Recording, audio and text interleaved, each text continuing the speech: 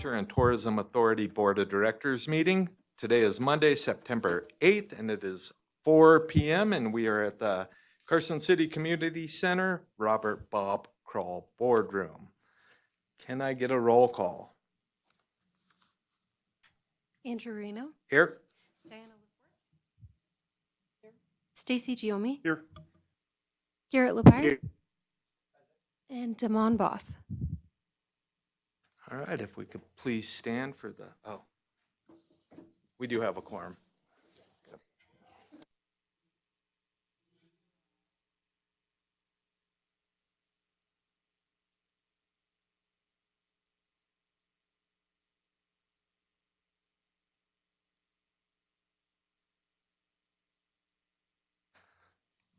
Thank you. At this time, we will ask for any public comment.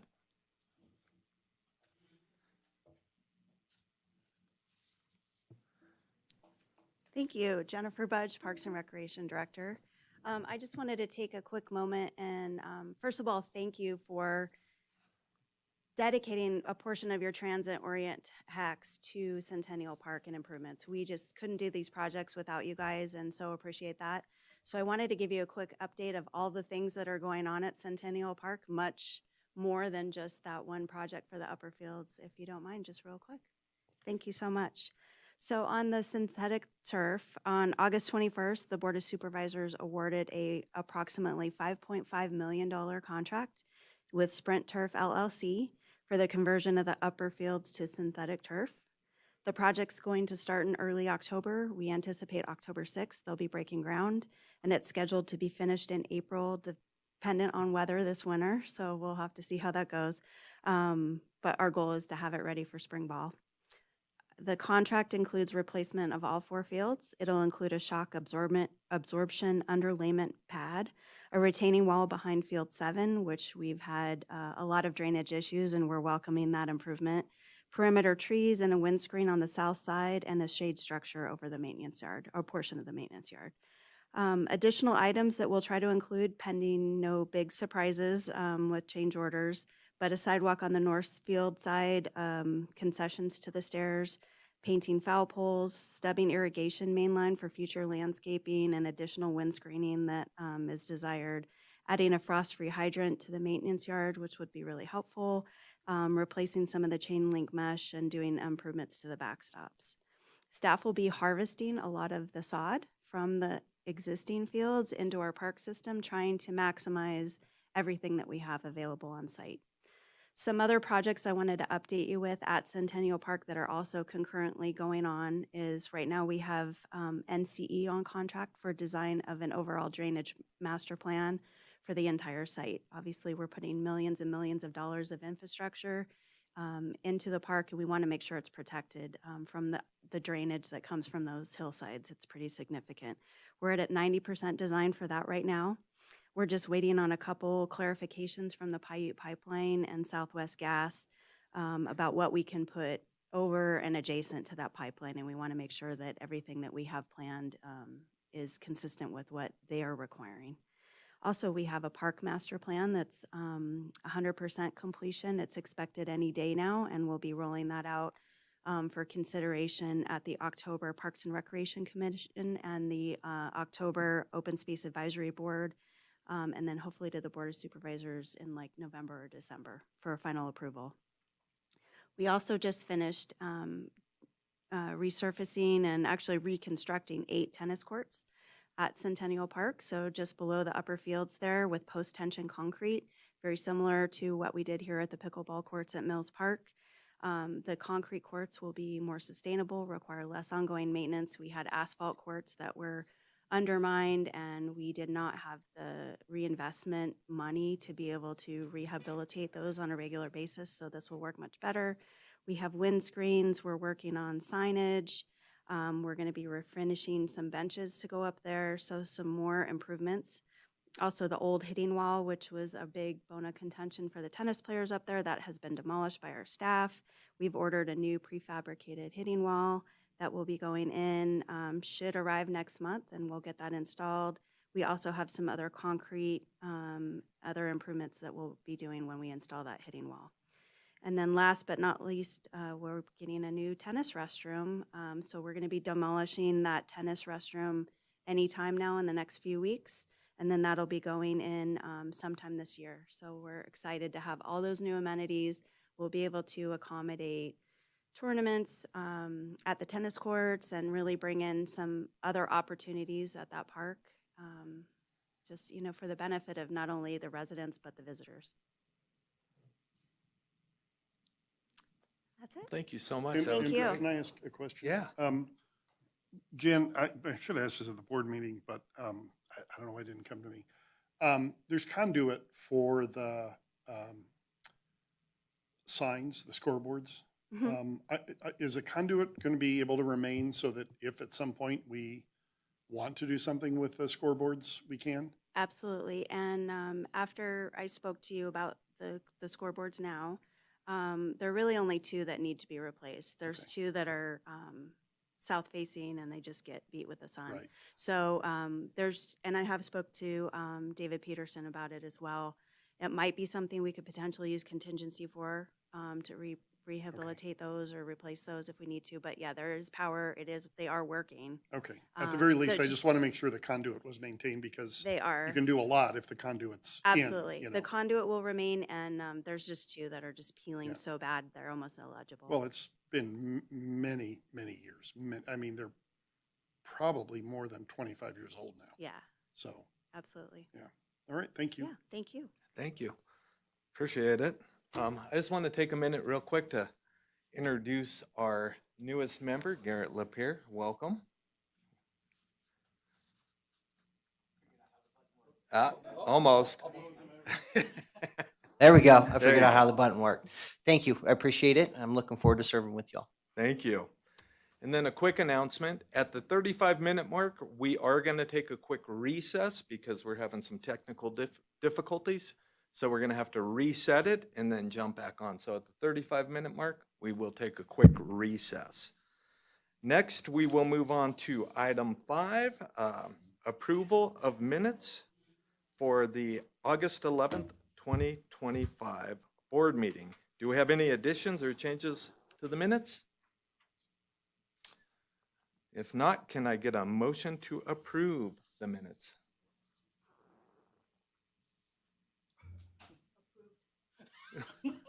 I'll second. All in favor? Oh, I didn't hear a motion. Oh. That's okay, go ahead. I'll move to approve the meeting minutes from, sorry, what was August the 11th. date? August 11th. August, say again? August 11th? Okay, thank you. Meeting minutes for CTA for August 11th is presented. And I will second. All in favor? Aye. Aye. Any opposed? Aye. Motion passes. Now we will move on to the consent agenda. Would any member of the public or any of the board members like any items pulled for further discussion? If not, can I get a motion to approve the consent agenda? I'll make a motion to approve the consent agenda as presented. I will second the motion. All in favor? Aye. Any opposed? Motion passes. Next, we will move on to item 10, discussion and possible action regarding the election of a chairperson for the Carson City Culture and Tourism Board of Directors with a term expiring at the January 2027 CTA Board meeting. I will open it up to discussion from the board.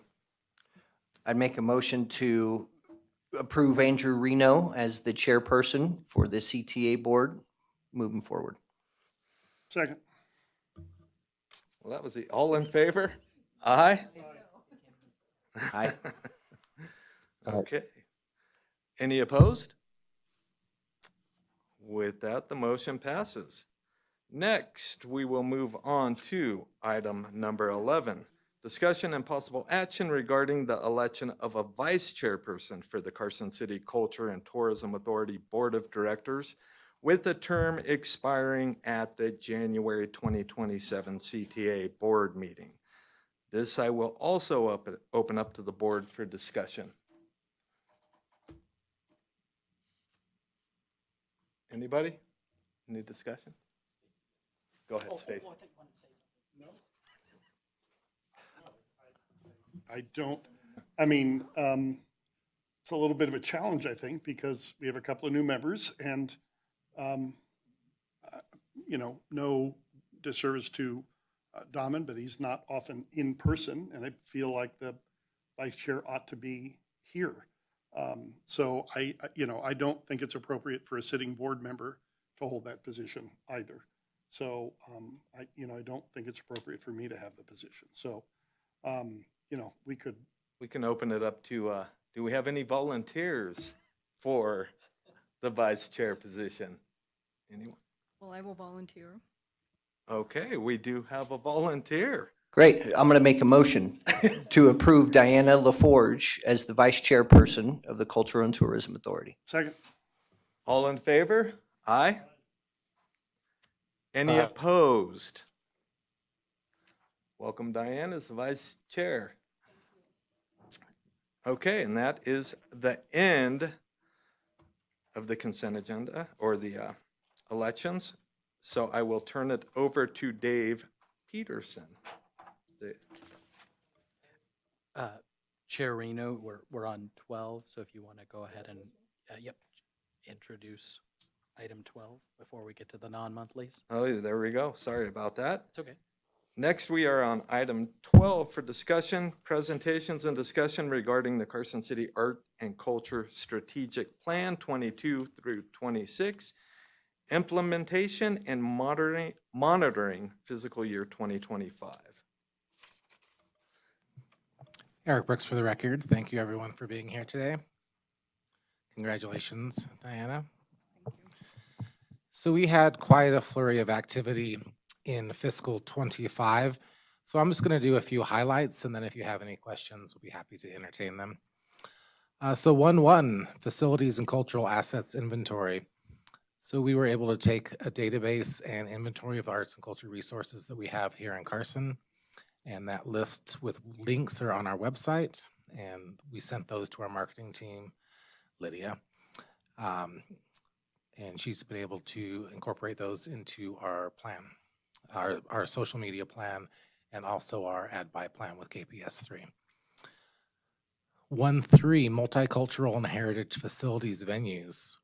So we've been able to continue strong partnerships with the BAC, the Nevada State Museum, and the ability to highlight diverse cultural traditions in our community. The Mural Festival brought 2 artists from Spain. Other artists included Dave Titus, Miss Stencil, who's Chinese origin but living in San Francisco, Charlie Malpass from California, Bill Lewis, who his roots come from the Philippines. He came from Utah. He's got Nevada roots, and is going to be doing a giant wall in a few weeks. And then Greg Deal was our big star coming from Colorado. He's Paiute. He grew up partially at the Pyramid Lake, and he was able to do that beautiful piece of Datsolali on the Nevada State Museum, which was part of their basketry gallery opening. Also partnered with them for the Chinese Lunar New Year, which had music, food, dance, and interactive children's programmings. Our continuing reach into the Hispanic population had us doing Cinco de Mayo, which was a collaboration with the BAC, Carson City Parks Rec and Open Space, Carson High Latin Club, a 3-day celebration including the taco competition, dance, costume, music, kids activities, and artwork. And then the Tamale Festival was a huge success. We knew it was going to be popular, but we had a line literally around the block and sold out in 3 hours, and are revamping that entire program for year 2 in December. Skip over to 2.2, projects expressly for individual artists. Again, the Mural Festival is a highlight there, 22 artists, a dozen musicians over 3 days. In the gallery, we had 2 artists that we highlighted, tributes to John Metcalf and Russell Buzz Blur. And then we moved Maya's Mind sculpture into a semi-permanent location, which began the sculpture garden for Brewery Arts Center. That's on the west side of the old church, now the Performance Hall. Currently, there are 4 more pieces set up there, being sculpted throughout the summer, fall, by Paolo Acuna, who's recently moved here from Alaska, and he's going to be a great asset to the entire community. The main benefit of the murals are sustainable tourism, stimulating downtown creative economy, and beautification of the city. Let's go all the way down to 3.1, advanced training capacity building for grassroots and emerging organizations and groups. So this is an area where we can continue to improve upon, same as it was fiscal 24. This is an area where we have a lot of people who are doing too many things. And so the ability to advance this training capacity has been a little bit of a stretch, but it's something that Anna Freeman from the city and I are working on, hopefully being able to get some more professional development, particularly for organizational leaders and for individual artists. And for the individual artists, that will be how they can continue being an artist and making a living. Let's go to 5.1, Heritage Archives and Preservation Centers. So we have a lot of great partners in that element, the Washoe Paiute and Shoshone tribes, the Brewery Arts Center, the Nevada State Museum, Stewart Indian School, the Carson High Latin Club, and of course the Mural Festival fits into that as well. We partnered with the Nevada Museum or the Nevada State Museum for the 18th annual Dia de los Muertos and the Lunar New Year, which of course had the food, dance, music. I think it's pretty common now that food and music are the 2 things that make it accessible from one culture to another, and so we're leveraging those as much as possible. The fact that I love tamales has nothing to do with it. It's all cultural stimulation. We also partnered with BAC, who has been a great partner in pretty much everything that we want to do in this strategic plan. They're willing to sign on right away and be part of it and take the lead in those elements. So again, the Hispanic community is a group that we're looking into, 25% of our community, and so we're really trying to bridge that gap using the arts. Brewery Arts was also able to host the Stewart Indian School Cultural Center and Museum traveling exhibition in 25. And then Anna was a great resource in working closely with the tribal elders to make sure we had an authentic representation of Datsolali. And I can tell you some of those conversations were surprising, how long you can talk about the shade of red that was in the baskets, but one was over an hour on the shade of red. And then the shade of dark green black was a whole nother conversation. But super, super interesting to see how much people care about their culture and how getting it exactly right is important. So we were happy to be part of that. 7.1, the cultural attractions map. Like we said, we updated the cultural assets database, and that's going to be, we haven't talked about the 3D cultural corridor, now the Dust and Wonder Trail. It's going to focus heavily, it's going to integrate really with what we're trying to do here, and it's going to give us extra resources and bodies and abilities and brains to be able to make the whole region, as the whole region grows, it's going to make Carson City even stronger.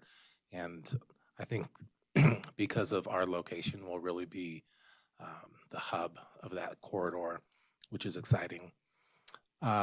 We also have the map showcasing all of the murals, and we're going to be adding another 15, it looks like, starting next week.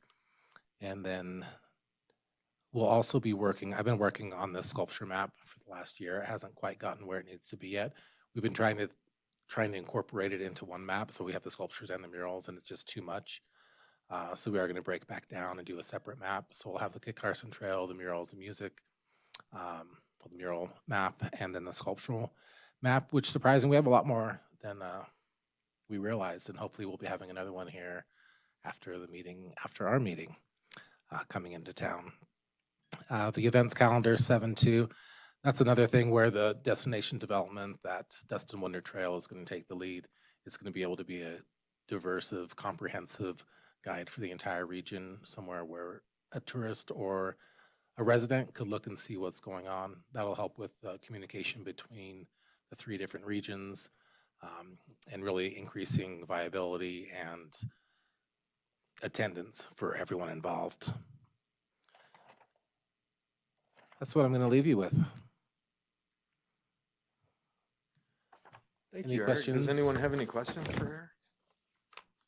Overall, it was a very successful year. We got a lot of traction. We strengthened partnerships. We established new partnerships, and we're excited to see where FY26 is going to take us. Already, we've done some big things in the past 2 months. Next month, the rest of this month is going to be a big deal. You guys are going to be in for a big surprise. A couple big surprises coming up, in a good way, Stacy. And and then, of course, Mark Twain Days, which is still shifting into the literary field. So what we learned last year from that. So FY26 is going to be exciting, including an addition of a new event. So I'll be excited to tell you about how all of those went next September.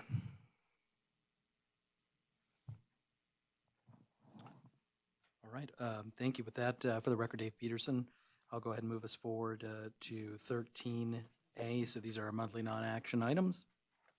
My executive director update. 3 things this month. Happy to say that the new V&T website is live. Phase 1, Phase 2 are in place, which is great. Little tinkerish things that we're kind of working through, but the Mark Twain train tickets are on sale as well. Technically, as of this morning, I guess I'll say.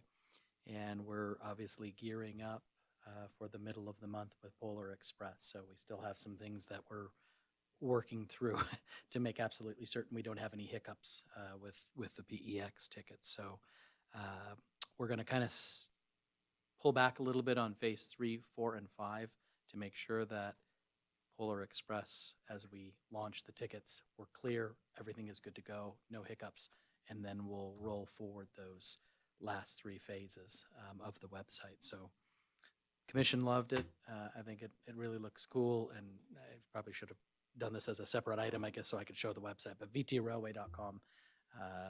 I like it. We've tried to streamline this as much as possible. We're still working through some of the nuances from taking people off the VT Railway website and to the Fair Harbor website, which is how we, of course, sell our tickets. I'm trying to make that as simple, easy as humanly possible for people opening up separate windows. If they want to go back to our site, right, they can toggle between windows and everything. So just fine-tuning some things, but it's all about having a more efficient, I think 2 clicks basically for the visitor to be able to book the tickets for the particular excursion that they're interested in. So a quick B&T update. And then I'm also happy to say Travel Nevada, I mentioned last month, had an America's 250 NV grant program, and our grant that we applied for was recommended to move forward to the Nevada Commission on Tourism, who will be meeting this Wednesday. Pending that recommendation, then it will go forward to the America 250 NV committee or commission, I'm not sure the technical term, for a final approval on the 23rd of this month. So if it's okay, Chair, Eric, do you want to just a little highlight, not to put you on the spot, but I figured better served than this guy, you know. Yeah, Eric Brooks for the record. Thank you, David. This was an exciting collaborative process. The whole team was involved. There's a bigger picture of what we want to do for wayfinding signs for the region, with the opportunity to have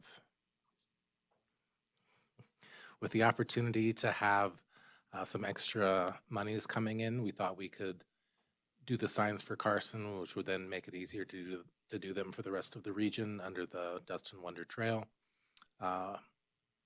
along with a possible monument coming up that would tie into it. The America 250 grant needed to be relevant to history and to the 250th anniversary.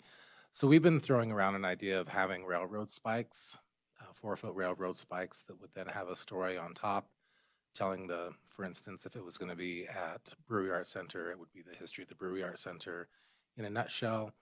And then we would choose one word for each location. So for there, it could be beer, since it was doesn't matter, but beer.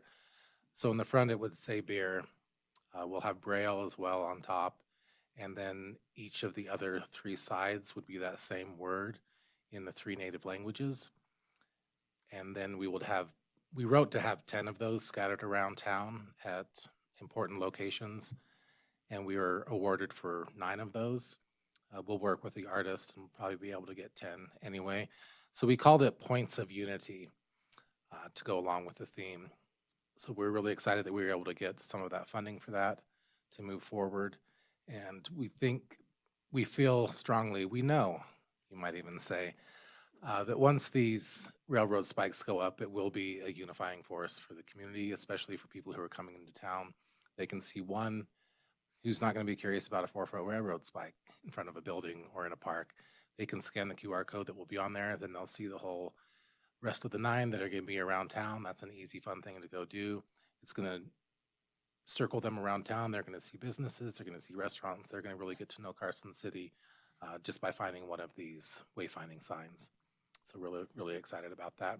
And then big picture, moving forward with the 3D money, those same railroad spikes could be put in Virginia City, Silver City, Gold Hill, Carson Valley, all the areas. So that once you hit the one in any of those areas, now you've got at least a day of things to travel the whole region. So we feel it's really going to be a fun way for people to explore the region. And of course, they don't see the lines of the counties and the cities. And at this point, neither should we. So these spikes are going to be a lot of fun. And we're working right now on what those locations will be. And our partners and Krista, the ED, is looking at ways to help expand that moving forward when we have the ability to spend the rest of that money next year. In a nutshell. Well, not quite a nutshell. Thank you, Eric. And brilliant idea that he came up with. I love it.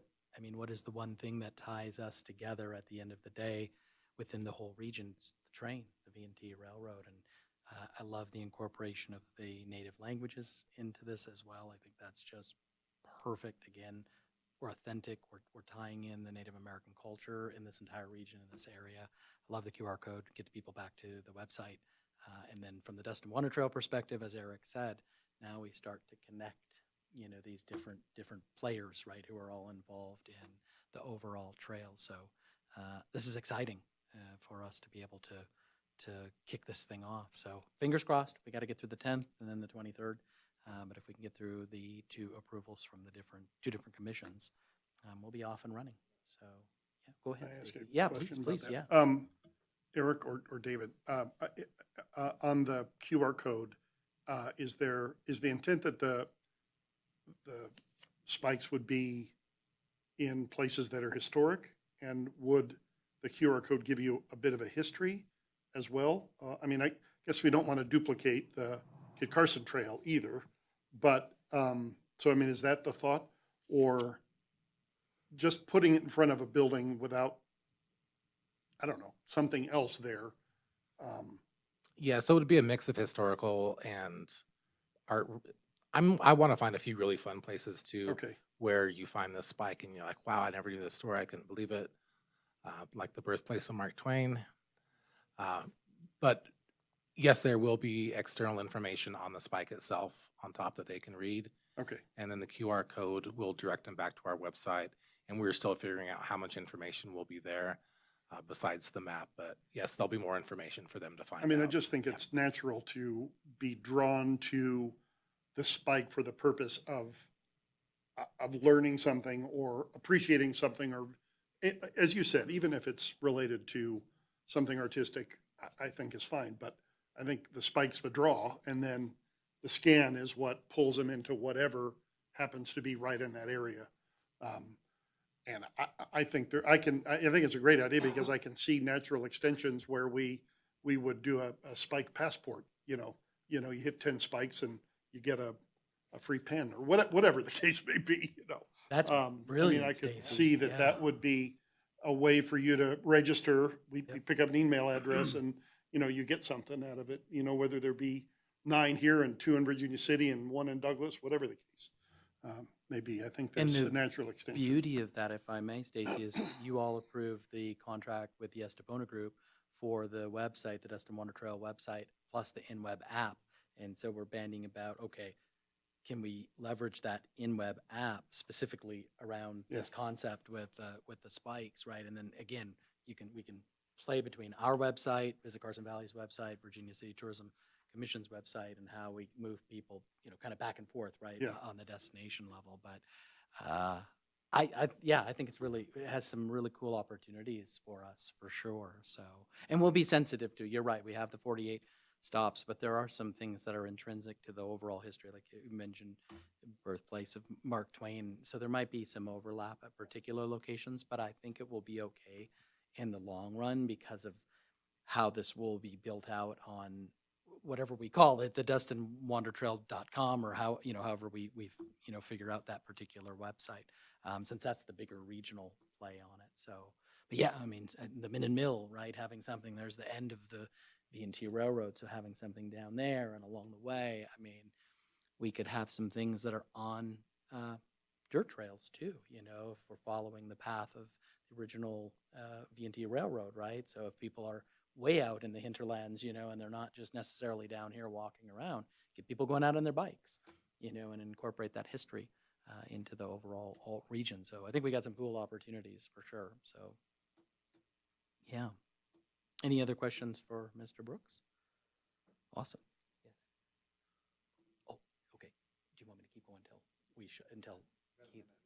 Okay, perfect. Okay. Great. If there are no additional questions, thank you. Eric, appreciate that. Let's go ahead and move on to 13B. I'll just go till the system shuts down then, Chair. Transient occupancy tax actual versus forecast. This is the big one in your packet, or one of the two, Garrett. I wanted to start out by just saying, if you take a look at fiscal 25, we wound up at 29.574 million. So about 5.68%. That's a record for us in terms of total taxable lodging revenue. Obviously, the audit, may tinker with that number a little bit, but all data is in. Chris got everything finalized, so thank you to Chris and the properties for getting all the information in for last fiscal year. And then this is our first month where we're reporting on fiscal 26. So just want to remind the board from our final budget back in April technically April, because we didn't change the number, but we budgeted 30.656 million. So that's the number we're comparing against. We're a little off for July. Again, I mean, we did have a pretty good July last year. We still have some rooms down at a couple of the properties. So we'll see how things go. I didn't want to start monkeying with the numbers right now with only really having 1 month for this fiscal year. But it looks like we'll be down just under 4% for fiscal 26 first month, July. So I'm happy to answer any questions on this particular report if there are any. Yeah, Just go ahead, one- Stacy. You said please. 3656, where, oh, I see it. Oh, Got it. yeah, Sorry. so I got it. the bold one? Yeah, Yep, I got it. sorry. Thank All you. the way, all the way to the right. Yep.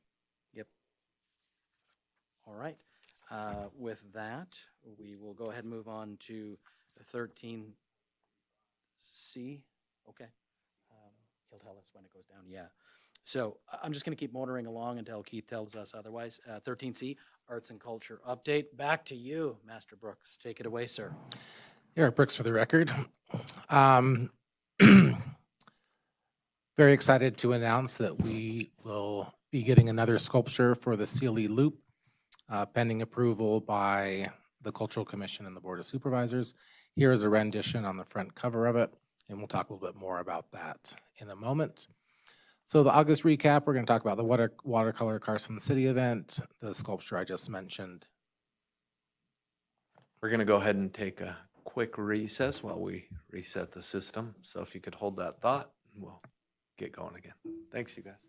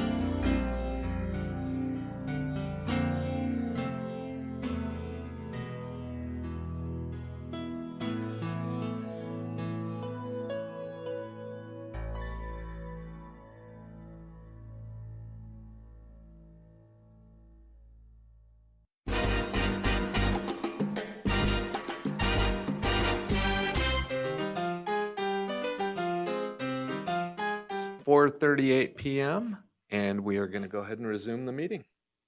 The floor is yours. Okay, Eric, can I just allow you to keep going then, if you don't mind? Yes, on your end? Eric Thank you. Brooks for the record. We're going to do our August recap, watercolor Carson City event, the artist Seth Johnson, possible donation for our city park, and what's coming up next. So the 5th annual Watercolor Plein Air Festival happened last month.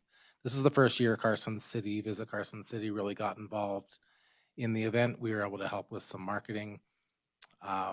Big Picture Brewery Art Center is going to be presenting this event next year. And so between Brewery Arts, Colleen Reynolds is the one who has been putting this on all by herself for the last few years. And VCC, we were able to have a great, successful event. 25 artists were able to participate, 9 more than last year. The big name, Jeff Allen from Encinitas, California, was the featured artist and led the demonstration Monday evening. He's one of those artists that people follow around, and he didn't completely commit, but he penciled us in for next year. There's a plein air event that happens a few hours away in California, so we believe that we'll be getting a big draw of those next year and the year after, of people that are just on that circuit coming through. So we're excited to have him as a partner. He was able to sell 2 of his pieces at the event as well. There were 4 $1,000 first place awards, and those were featured. Those were given to the best story, structure, landscape, and close-up. And Paulo, who we talked about a minute ago, was the judge. These $1,000 awards, these are really rare in the watercolor world. And for everyone know what plein air is, by the way? We're all good? Okay. Watercolor exclusively for a plein air event is really rare. Colleen thinks this is one of 3 in the country that happens. Everything else has other mediums involved in it. So for now, we're going to keep it exclusive with the watercolor. Those bigger money prizes, we think, are going to be able to draw some bigger named artists. And so we're really excited to see the next couple years of how this could become one of the anchor events for Carson City. Local artist, she's also the new president of the NAA, Tabitha Thies, won People's Choice. Over 300 people attended the VIP reception Friday evening, and then we had the auction Saturday and Sunday. 89 paintings were created by 25 artists in 5 days, and 59 of those sold.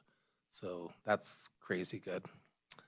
And of course, BAC is planning on continuing the event with a national call. So all this happened with a regional call, having Jeff on board and then doing the national call. This could blow up pretty quickly. So we're excited about that. Aster by Seth Johnson. So these are just artist interpretations of the piece that already has been constructed. Seth lives just down the street on the west side of town. He's been doing larger scale sculpture for quite a while. He's been doing Burning Man for years, had a big teddy bear out there, a big steel teddy bear that was powder coated white this year. Really nice guy, and he's very excited about having the prospect of one of his pieces be permanently placed in Mills Park. So the inspiration for the sculpture was derived from a local flower and the rail yard circle encompassed by community. The circle shape is comprised of an architectonic shape to create duality of effect. The duality will also unify 2 elements, creating a synergy in one. The architecture of repetitive rail tracks and the rail circle used to form the sculpture's architecture. The organic sides of the form, the triangles, represent triangular leaves of the local arrow leaf balsam root with heart-shaped base. The sculpture then is interactive to be walked in or pictured in the circle. You wouldn't know all that just by looking at that, but it's fun when you talk to these artists and get the scoop on what's going on. And then it's named after the ancient Greek word meaning star, referring to the shape of the flower head. It's some technical stuff in there. And then very little maintenance will be involved in this whole piece.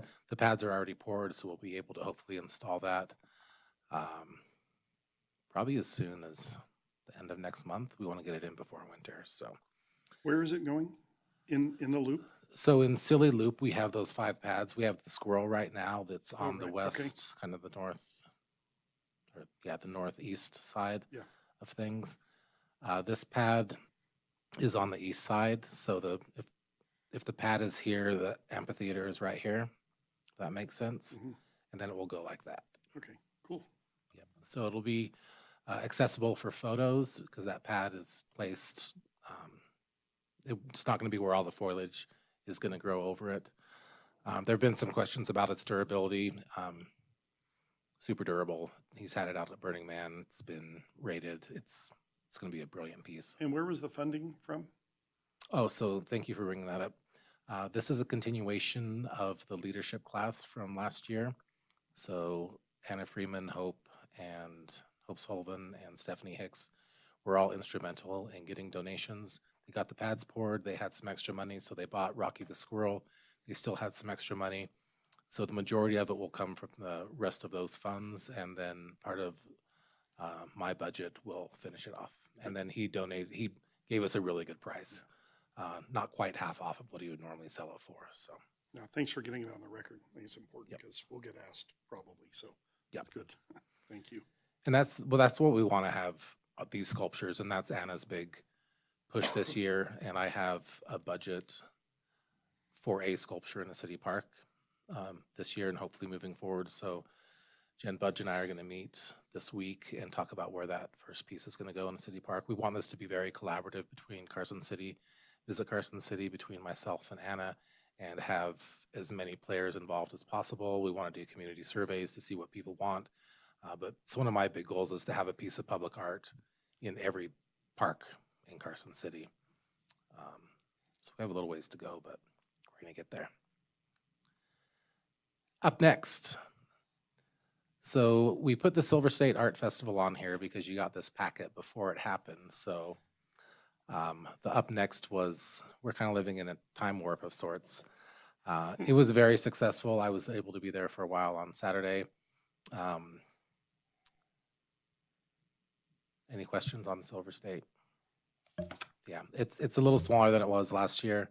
7th annual, we'll see how that might possibly grow next year. And then if you would like to see some amazing art that's been created over the last 40 years, Paula Saponaro, her retrospective is this Sunday. The show's going to end at the end of the month. It is one of the strongest shows we've had for fine art, for sure. She's an amazing artist, and she'll be giving an artist talk. So you can join us there at Brewery Arts. The Murals and Music Festival starting September 15th. So normally we do a 3-day. We thought we'd expand it to a 5-day, primarily because there are a couple of really big walls and the artists are going to come in early. So even though not everyone will be painting on the 15th, we thought we'd get it going, and then we'll have music every night as well in one of the local establishments so people can really get in the festival atmosphere. We're looking at about 50. That's why I was late. I was working on getting a wall, which I'm going to go back as soon as this meeting's over and try to get the signature on the paper. Some really amazing artists are coming. It's a little bit smaller than it's been the last couple years.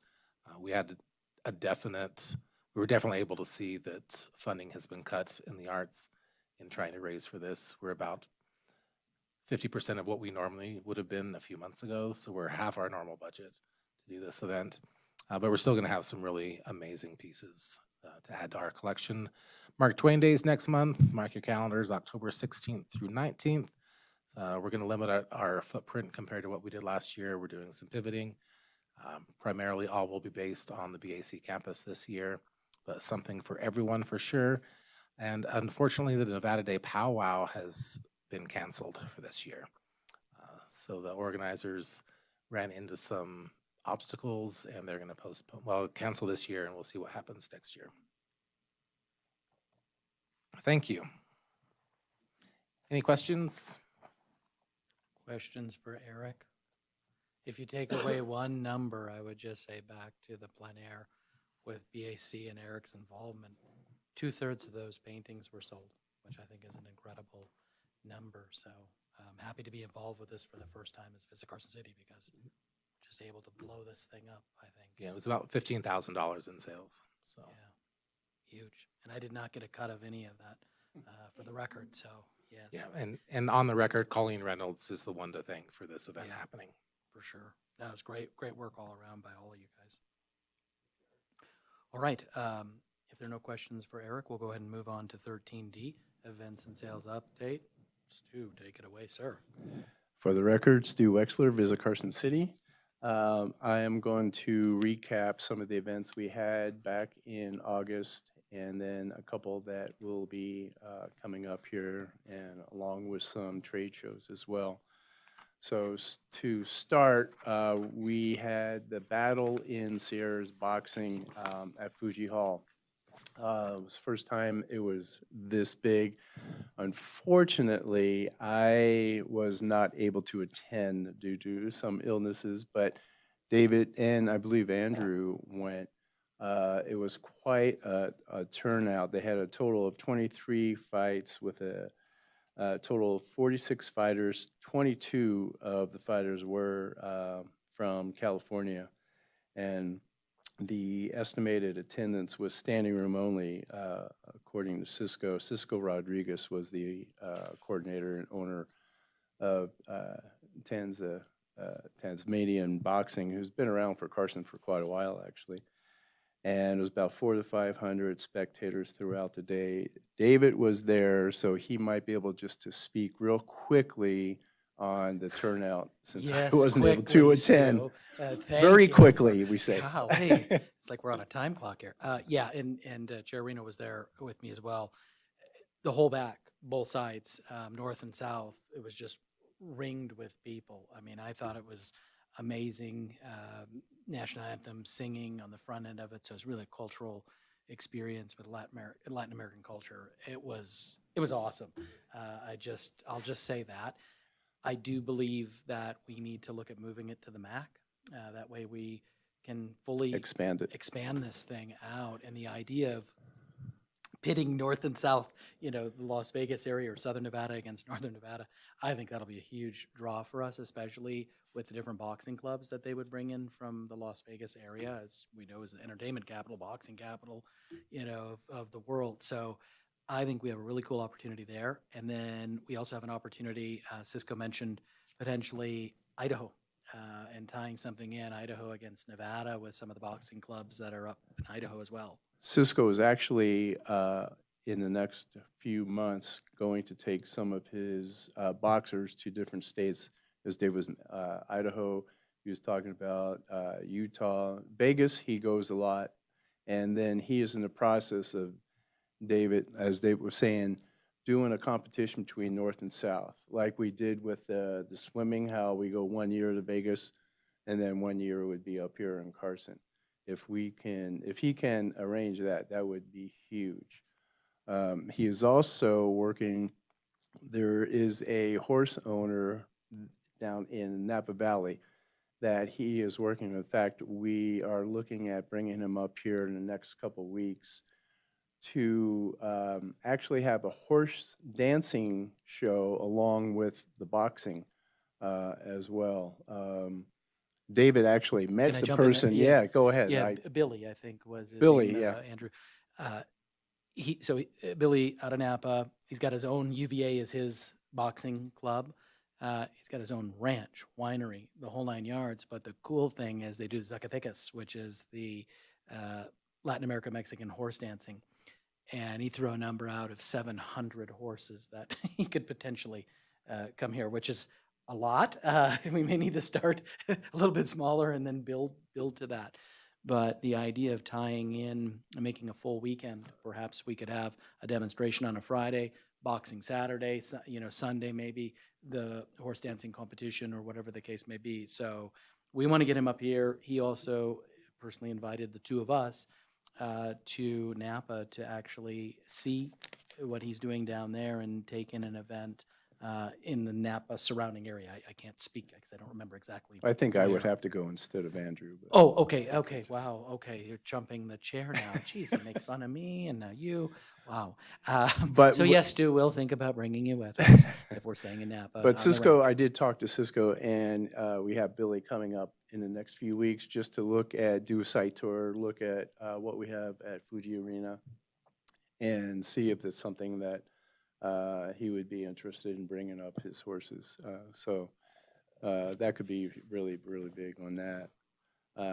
And Cisco also does work with fighters that helps those with Parkinson's disease. So he's been doing that for years, and that's one of the reasons he got into it. Plus, he's an ex-fighter himself, so loves coaching the kids, and he goes all over the Western area for these matches, so. And any questions on that? Um, when I hear the ideas bandied about, I love it. My mind goes to Dancing Horses, Cinco de Mayo. I think that's a great tie-in. Bringing back a taco competition, I think that's a great tie-in to Cinco de Mayo. But Battle for Nevada, Friday night fights, the Friday before Nevada Day, and really building Nevada Day into being more than just the parade itself, and We building that talked out about into that. something else. And I know for me, I think, man, we need another event. We need another event. And a couple months back, I'm laying in bed and I go, no, we don't. We have the event. We have over 30,000 people that come to our town in one day. And we would just let them go home, get in their car.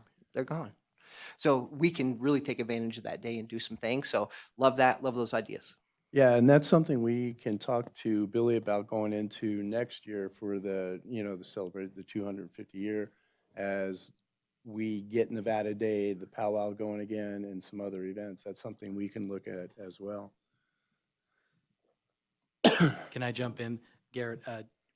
Excellent thought suggestion, because literally that was a similar conversation that Andrew had with Billy, because again, the idea of having things that are not during the summer, right, when we have challenges with available rooms.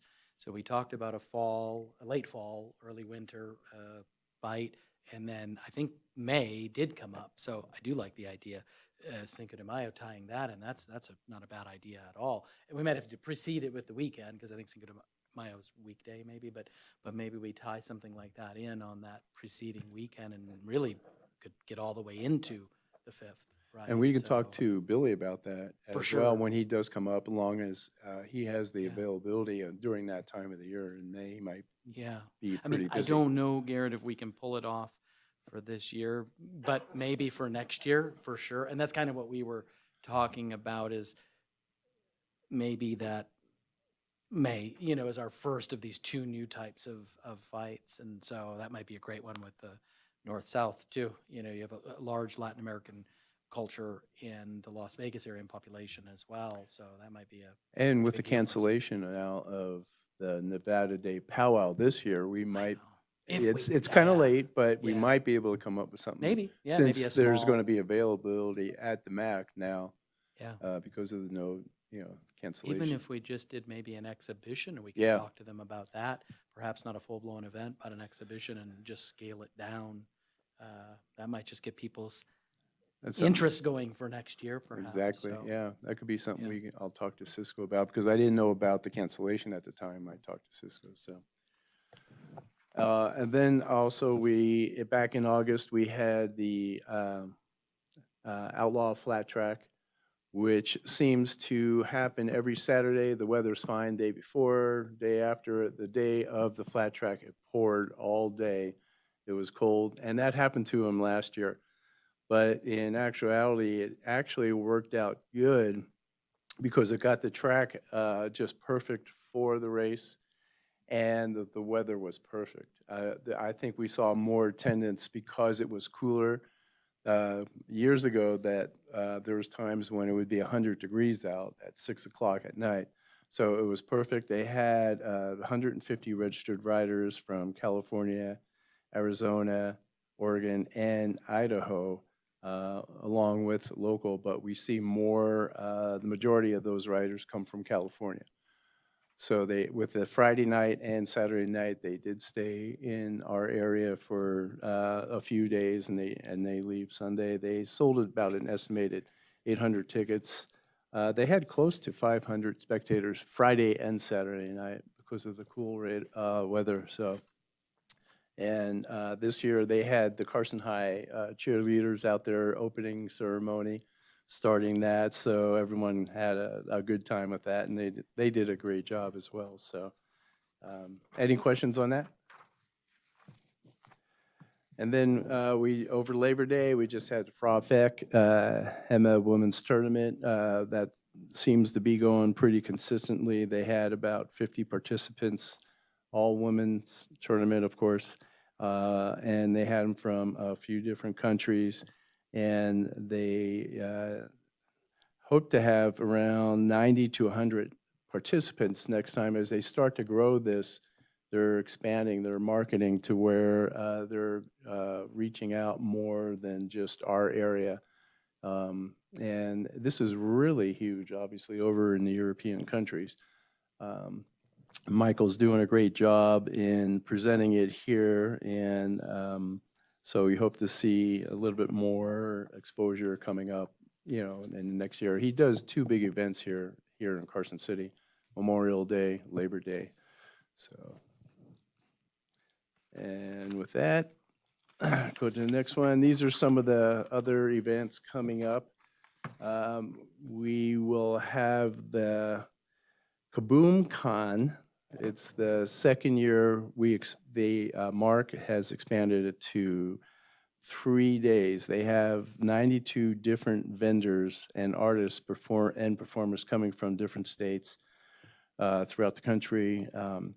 In talking to Mark, a lot of them are coming from the San Francisco, LA, Susanville. They're coming from West Sacramento, Bakersfield, Vegas, Pahrump, Stockton, Suisun City, and they expect, now according to Mark, over that 3-day, and he's still working on this, this week, but 2,500 to 4,000 people attending this.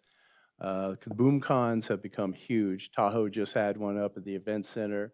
Mark's going to have his, Rena's going to have his, and so with the expansion of going from 1 day to 3 days, and the presenters, and you're going to see just a huge amount of turnout for this coming in over the weekend. Want to take a second and educate the old man in the room? So you've heard of the Okay, Comic-Cons, good. right? Well, when you say old man in the room, I got Oh, I no, got I to was put me in talking there about me. too. No, I was talking about me. No, but, you know, if the shoe fits, do. So it's like a miniature San Diego Comic-Con, Okay. where you have people that gather in different areas, different locations, and they go crazy over the comic book era, the superheroes. You have people that dress up as the superheroes. Actually, I've never been to one. I think they had one up in Reno about, 5, 6, 7, 8 years ago at the convention center. So it is a huge draw around the country. San Diego happens to be the biggest in the So are we seeing room tick-ups, or you think that attendance is all local? No. I think it's from out. Well, a lot of it's local. I think the majority will be from out of the area because he has advertised throughout different states, and he has worked with different vendors throughout the states. He was going to have more vendors last year, but the vendors don't like to come to an event that is just 1 day. So the first one was 1 day. With this being 3 days, we're going to see a definite expansion of the people coming across, not just locally, but from out of the area. He's already had a commitment from groups from California and Oregon that want to come for the weekend.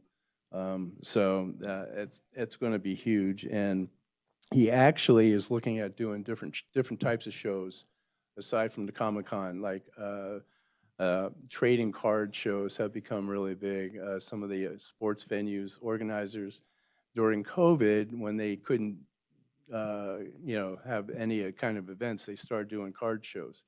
And that has become huge, especially in the Roseville, Northern California area. That's become huge. So he's looking at organizing different events as well. So I think it'll be fun. Everyone will be dressed up, and I think everyone will have a great time on that. Stu, could I jump in for just a second? Yes. Just to add some context, Stacy. So I met with Mark last year when it was a 1-day event, and we talked about the kind of the takeover. Like, he literally will be using the entire facility, including the parking lot, the grass, north, south, east, west, right here, all of what is around us, yes. So he needs the whole footprint. And I said to him, for us to get involved and be a part of this, as an endorsed event, we need to see room nights out of this. And so to take it from a 1-day event to a 3-day event is pretty cool, I think. A lot of the East Coast vendors that he was hoping to have last year would not come out here because it was just the one day, right? So he lost folks from Georgia. I want to say New York, and I don't know if I it was think, like yeah, I think West some on the Virginia East or Coast. Virginia or something like that. So a lot of the East Coast people did not come out just because it was only one day, and they wanted, a full weekend event in order to commit to this because of the way that the events work and the circuit works and this, that, and the other thing. So yeah, I mean, hopefully we do get the 2,500 number. It would not surprise me with the California piece of the puzzle for this. So yeah, it's a pretty unique. I can tell you, everybody I saw coming out of the building had nothing but bags of comic books as they were going back to their cars, like just coming and going. There were a lot of people in the gym. Let me just tell you that right now. You could almost barely fit through there, right? So it was pretty cool deal. That's So. why I think with 3 days, you're going to see, people just flowing through. And like David said, it's going to take up this whole area. He's even using our boardroom too as lectures, and he's going to have speakers coming. He has 15 different speakers coming in, and people want to listen to it. So I think it'll be good. We also have our annual Bonanza Kennel Club show. I actually did a walkthrough with the Parks and Rec and Candy this morning just to tie up everything, with what they're going to need. Candy is actually, I talked to her today, they're going to have about 600 plus dogs. Attendees usually come from California, Oregon, Utah, Arizona, and obviously Nevada. Candy and Diane are looking to maybe expand it to 3 days because when they have other shows in different areas like Southern California, maybe up in Oregon that are 3 days, we tend to lose a little bit of that because we're only at, really 2 days. So they're going to try and work with the American Kennel Club. They're the ones that sponsor really all that. So if they can get them to expand it to maybe 3 days and add different events and different challenges for the dogs, they are hoping to see a larger turnout than what they would normally for 2 shows, especially if there's bigger shows in different areas. Any questions on that? And then October 11th, we have the Carson City Canine Challenge. They're working on some agencies from Northern California area to bring up here to challenge. They're always working to see if they can get Clark County to come up, but that's a little bit hard. Excuse me. Northern Nevada and Northern California are some of the teams that they're looking to come up. And come October the 9th, 11th, we're going to have the Ford Bronco Super Celebration again to Mills Park, where they're going to do off-road adventure days. Prison Hill, they go up to different areas, Virginia City. And they actually will take people on rides, especially in the Prison Hill. And if you've ever really want to see what a full-size Bronco can do on rock crawling, that you should go on some of these rides. It's pretty amazing what they do to some of these. And they have Broncos, people that come from the East Coast all the way. They'll travel, either drive or trailer their Bronco, and they're here for a few days as well. So. And then NICA, which is the Nevada Interscholastic California site. Yeah. Our site here, they'll have teams from Ely, Bishop, Mammoth, and they're expecting about 400 registered youth riders. It's a one-day competition that will come. This will be the 3rd year they're doing it. And they usually have around 1,500 spectators. Usually with those teams, obviously, you get family members that come in, and from out of the area, they'll be staying for the weekend as well. And then this week, we're going to have the first annual Sparrows Lock Picks. This will be taking place at the state prison, 3-day convention, where they come in and they have seminars on lock picking, appropriate it's at the prison, But they go all around the country. It's a pretty huge convention. They have, the first one here, they actually have 80 people coming in from across the U.S. They have a couple, Norway, UK, they have Canada, they have Netherlands, and they have about 70 rooms.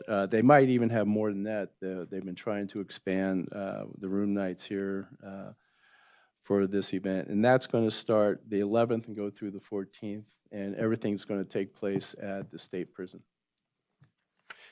Real quick, Stu, on the off-road.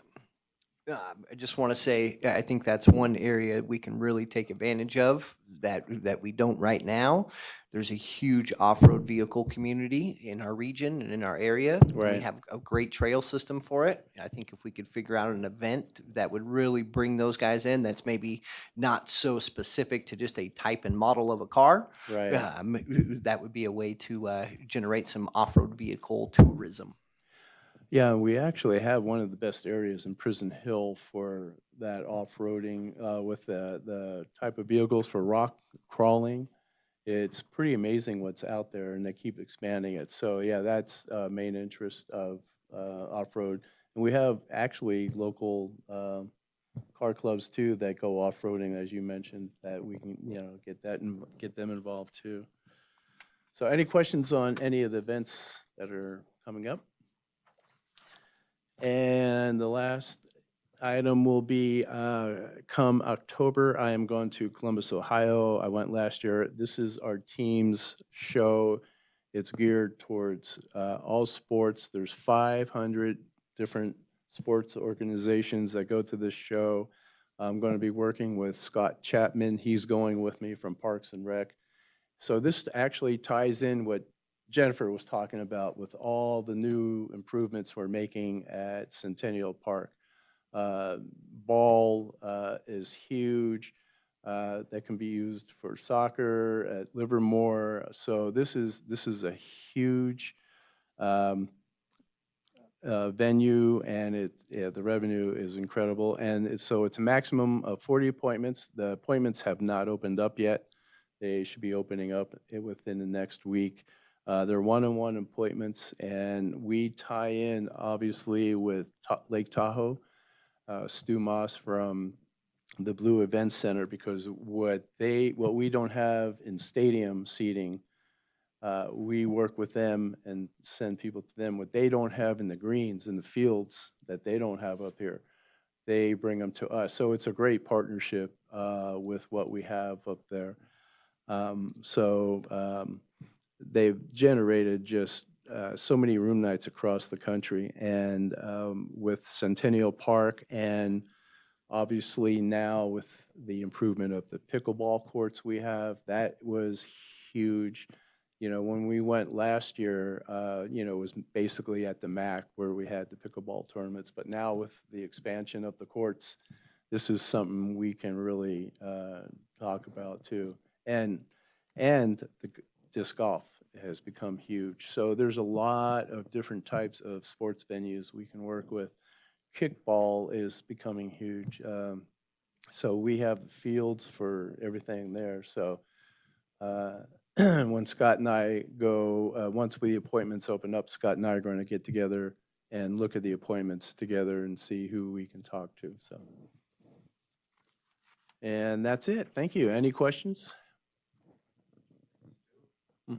All right, well, we're still up and running. If Chair does not mind, I'm going to go ahead and get into the marketing and PR, thank you, Stu, presentation. So we'll talk digital growth update, public relations update, and ESTO for this month. So I'm going to really do highlights here. I know that's going to upset some of you that I'm not going to spend as much time as I would like. Digital growth August. So we remain pretty healthy in August. All of our paid digital showed impressive growth from July as we included the addition of arts and culture campaigns related to upcoming events. Our lodging referrals increased, or at least were flat across every channel, and that's mostly attributed to the paid social, as that traffic increased around 54%, again with the addition of the arts and culture. program. And I just want to say I'm super excited to have a strategy in place for the first time ever for fiscal '25. We're going to live and learn this year. That's the plan, right? Some things may work, some things may not work, but because we can make some adjustments on a real-time basis, I'm pretty comfortable with what Lydia and the KPS3 team and Eric have come up for this year. So that's a quick set of highlights on digital growth. Thank you, Chris. Public relations. August was another month that brought in strong PR exposure with the mention of the Stewart Indian School in a Condé Nast article, which was great for us. Regional media outlets covering the many events we had in August also contributed to what we saw in August as far as our overall PR efforts. And we're also planning 2 FAMs, one with the Reno Tahoe territory and one internally with Melody Pittman. That was a direct result of Lydia attending International Powwow for us back in June, I think, June. And then most excitingly, though, we had some incredible coverage. We did a little activation with our first hiker, Julianne Mahoney, finishing the Carson City to Canada quest, if Chris wants to bring up that next slide. She was hiker 1 of 2. Audrey's still out there on the trail. Julianne set what I think is a blistering pace, pushing 40 miles some days. Just incredible, quite frankly. I don't even know how that's humanly possible, to be honest with you. But she finished the 1,600 miles in 59 days. Her average per day was 28 miles and change, which is holy moly. We welcomed her to the Capitol on August 26th. We had local media outlets there, and our partners helped welcome her with signs, cheers, and of course, the big fat check. So Mayor Bagwell, with everything that happened out there at Burning Man, was able to be there, which was great.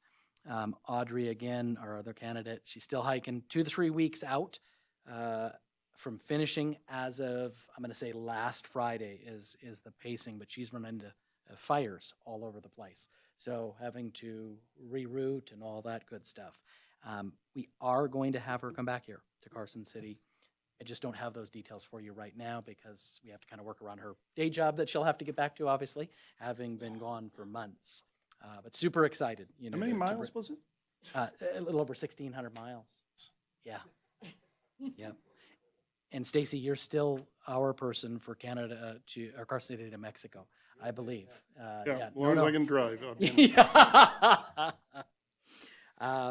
Okay, let's quick ESTO recap. So Lydia was able to go to the annual ESTO conference. That's put on by U.S. Travel, just to remind the board. Back in August, it's the premier educational seminar for tourism organizations. And I'm just going to highlight, Chris, if I can, on the next slide. Some really incredible numbers came out of this from some research and some data that was presented. Travel's still strong. 91% of travelers intend to still travel in the next 6 months. The Great American Road Trip is dominant, with 63% saying that road tripping is going to be their next adventure. The friends and family is always the number one reason why people visit an area. Beach and waterfront is strong, and people are now meeting their family in other locations than where they reside. Again, I think that's a positive. People are looking to relax, rest. Number 2, have a fun time. And the number 1 activity they said to do well in destinations is centered around museums, arts, and culture. Well, my goodness, if that doesn't work perfectly for Carson City. And of course, the travel's still strong. 1 in 3 American travelers say inflation will impact their decisions when traveling. We got the value seeker piece, but not discount seekers. So there's a point of differentiation there between those 2 types of visitors. And I think our positioning here of Carson City being an affordable destination to still access Tahoe, which is the waterfront destination, may not be the ocean, but it is Tahoe, will hopefully hold strong revenue numbers for us. And I do believe that that remains a key competitive advantage for us, just proximity, that hub, that center point piece of the puzzle. Let's see. Okay, so AI was quite the topic. Lydia told me almost every single breakout session, folks tied their presentations to AI. It's going to continue to change and impact travel. Right now, trends are showing that 40% of travelers are already using AI in their Oh, is it over with? Oh, we're good.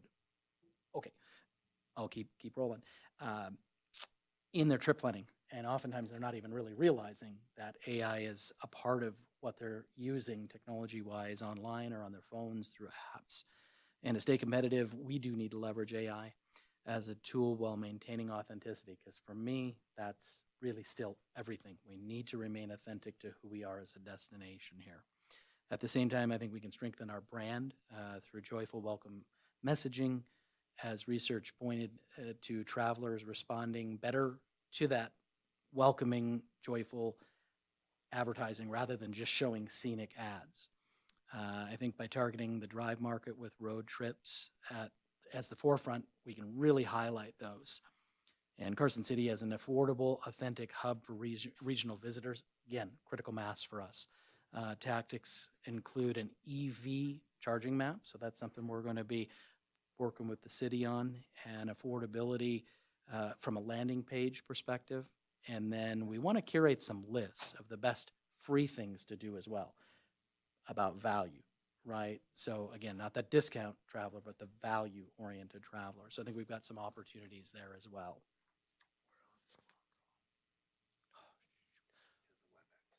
Okay, so I'll just point out we lost member bot, it looks like, on the WebEx. I don't know what time that happened, but we lost him. But we still have a quorum, so I Yeah, think we're good we to still go. have a quorum, we're still good. So if there are any questions on the marketing and PR front, I'm happy to answer any at this time. Okay, hearing none. Let's go ahead and move on to 13F, future agenda items. Would anybody like anything on the next meeting? Okay, not hearing anything. We'll go on to 13G. Our next meeting will be right here in this room, October 13th at 4 p.m. And with that, I'll turn it back over to the chair. Okay, with that, we will move on to item 14, or 15, public comment. Do we have any public comment? Also, we'll go to 14. Do we have any CTA board comments or announcements or requests for material? I just have Yeah. a comment. The city is, speaking of AI, it's appropriate, so I thought I'd mention it. The city is working with a company called Madison AI, and we're in the early stages of implementing, basically, there's a name for it, which I can't recall, but it's a closed circuit AI tool that will take documents that we as the city grant access to this AI to. I don't know, it might be worth reaching out to Stephanie Hicks, who's leading it. I don't know if there's still time to add meeting minutes from this meeting, but I know other committee meetings, Cultural Commission is included, Parks and Rec, all of those committees will be there. So you could do a search on, how many, I'm not thinking of what it could be, but you could ask a regular AI question. It does not extrapolate from the World Wide Web, doesn't extrapolate from the internet. It only extrapolates or pulls data from the data that you have put into the system. So it's a way for us to, on the city side, if we have something happening at a given parcel, I can put that parcel number in and say, how many board actions have been in this parcel in the last 15 years? And it will bring up the agenda item and give us a summary, or give me a summary of what's going on. So Specific to our city? specifically to what we put in it, we being Carson City, That's what we great. put into it. It will not look at anything beyond those walls, if you will, that fence. So it's not going to, it won't make stuff up. It won't generate an opinion or a thought like, if you've used ChatGPT, you kind of have to fact check some of the things that they have because it's using open source data. And I'll use Barb as an example. If she is, a little off her rocker and put something on the internet that is not appropriate, but states it in a factual way, it could pull that in as though it were fact, even though it may be just in her little world. This will not do that because it only is based off of factual documents. Our ordinances, our master plan, all of that. So we're excited about that, and we'll see. We'll see. I think it'll be very, very helpful. Washoe County is using it. They piloted it with this company called Madison AI, and I've had some discussions with one of their, Clara Andriola, their commissioner, who was very involved. And she swears by it. It's very helpful with pulling data. So. Love that. Stacy, I'll give you an example of how someone could use that. I think it's a great idea. Someone wants to know how much the city spent on turf at the Centennial Fields. They could go to there and how much did the city spend on turf at Centennial Park, and they'd be able to pull that up. Oh, very cool tool. It won't be available to the public. It's an internal tool. It's not a public tool. But yeah, you're absolutely right. What budget, what have we spent on at Centennial Park in the city's budget in the last 10 years? It'll tell us that. So it's very helpful. Great news. All right, now we'll move on to item 15, public comment. At this time, we will ask for any public comment. Nah? You don't want to respond to Stacy? You sure about this? All right, with that, we will move on to 16. We are officially adjourned.